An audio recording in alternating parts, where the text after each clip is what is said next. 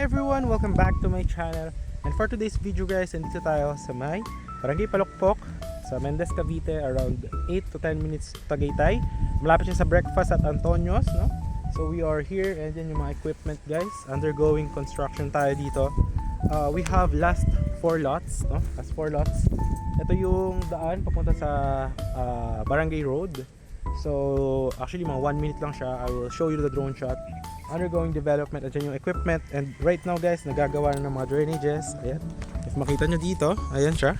So dito, ayan yung drainage system, yan ginagawa. Malaki yung kalsada from that point up to this one, so 8 meters yan gagawing concrete road. Ayan, last 4 lots guys, ito. Ayan yung drainage system hanggang doon. So yung 4 lots remaining is yung isa, ito 250. Yan yung view mo overlooking nature vibes. Ayan.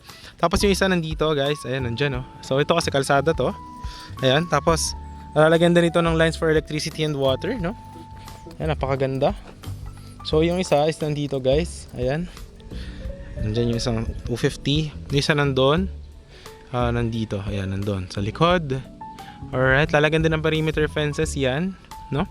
So actually maganda yung property, lalo pag kagabi malamig po dito.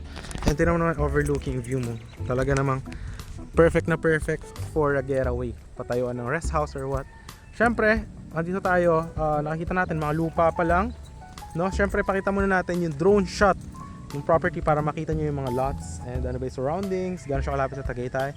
So I will show it here in 3, 2, 1. Ito po yung ating drone shot of the last 4 lots, 250 square meter with free transfer of title for only 6,000 per square meter. So yeah. Alright, here's their drone shot. Hello guys, so dito tayo ngayon sa property here at Palokpok, and ito po is a pre-selling one. Ginagawa na po yung mga drainages natin and concrete roads, which is 8 meters po yung lapad. So for the development po siya, yan, magkatapos po ng concrete roads, drainages, the perimeter fences, ayan po, may 4 lots po tayo dyan, 250 square meter. Ayan. Any house design naman po siya upon full development, no? And pwede po kayo magpagawa sa contractor nyo, or pwede naman pong sa amin magpagawa ng bakod or ng bahay. So lalagyan din po dito ng mga concrete roads dyan po sa map kung nakikita nyo.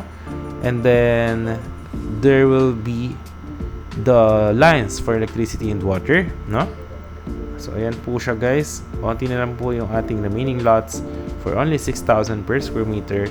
250 po yung mga cuts, and the free transfer of title na rin po ito. So after your down payment of 24% with discount and 10% po is yung 76% balance, pwede nyo po yung bayaran ng 3 years, 0% interest, or 5 years with interest po. So ito guys, ang landmark po nitong property is Palokpok Church, no? So around 10 minutes going to Tagaytay po siya. Ayan. Meron din pong daan to Alfonso going to breakfast at Antonios, around 12 minutes po.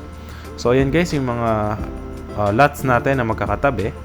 Yan na lamang po yung mga remaining. And ito po, ito actually maganda guys. Ito yung overlooking end lot siya. No, katabi siya ng mga end lot. Maganda diyan, wala na kasing kapitbahay sa likod.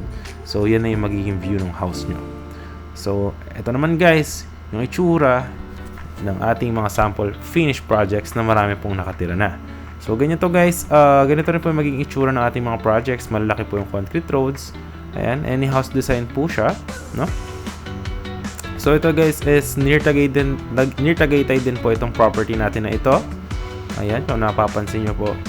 So this project is way back 2014 pa, 2015. Ayan. So ayan, ganyan na din po yung mangyayari dito sa ating pre-selling project after the development.